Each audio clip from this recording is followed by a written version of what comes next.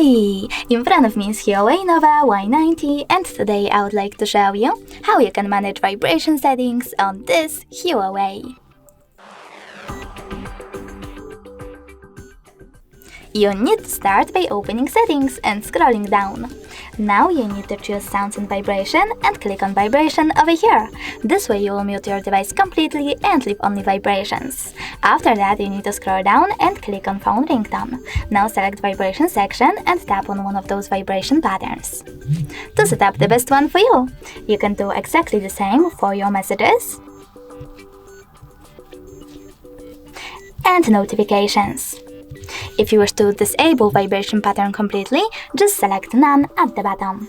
Then click on the back button twice, scroll down and choose More settings. From here you can tap on the switcher next to Vibrate when ringing to enable or disable vibrations for your incoming calls. You can also turn on or off touch vibrations by clicking on this switcher next to System Haptics. Thanks so much for watching. If you enjoyed this video, smash that like button, comment and definitely subscribe! Bye!